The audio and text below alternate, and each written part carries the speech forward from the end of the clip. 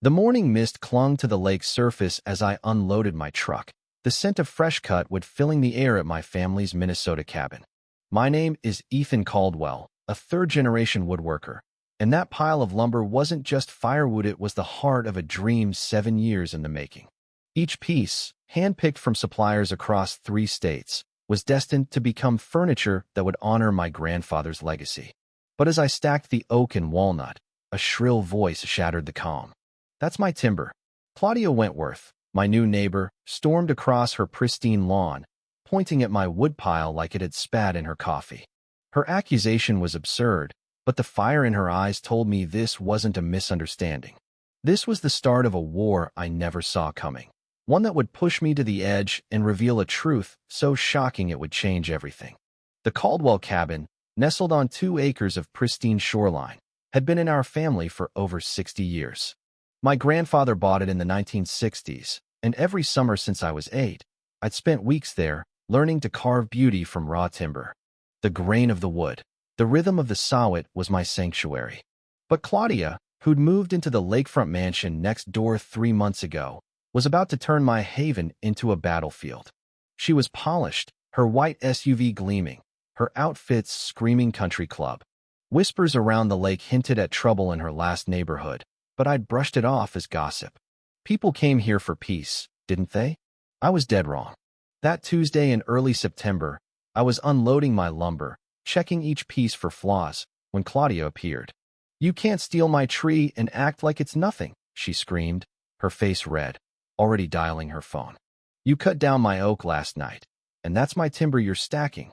I blinked, stunned. The wood came from a Wisconsin supplier, paid for with my own money.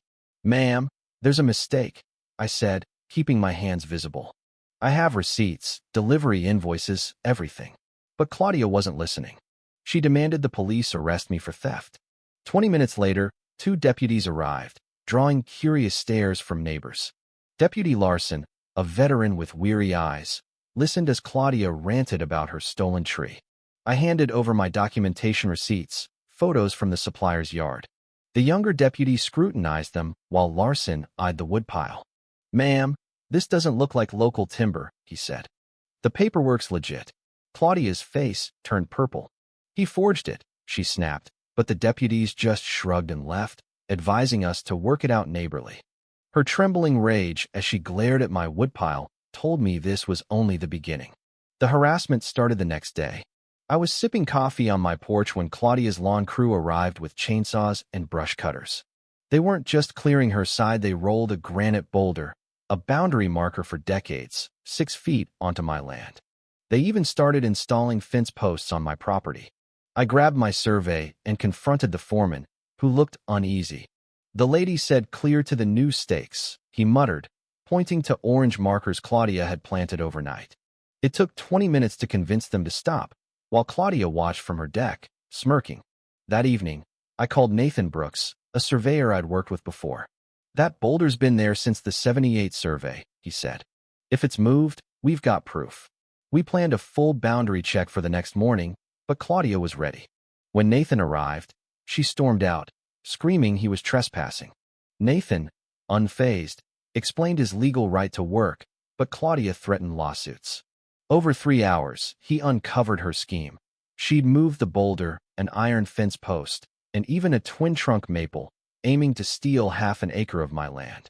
"This isn't confusion," Nathan said. "It's calculated." I dug deeper, calling neighbors.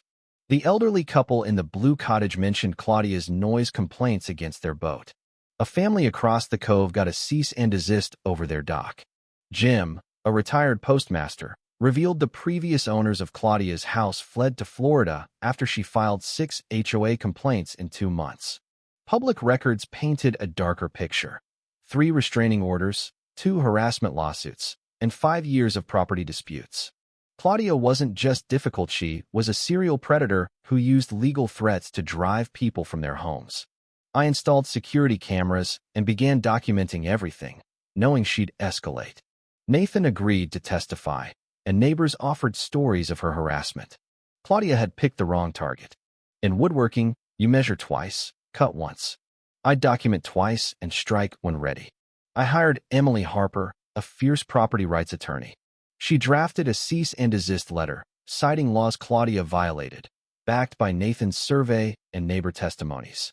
But Claudia didn't respond legally. She went nuclear on social media, posting on local boards that I was a dangerous neighbor who'd threatened her.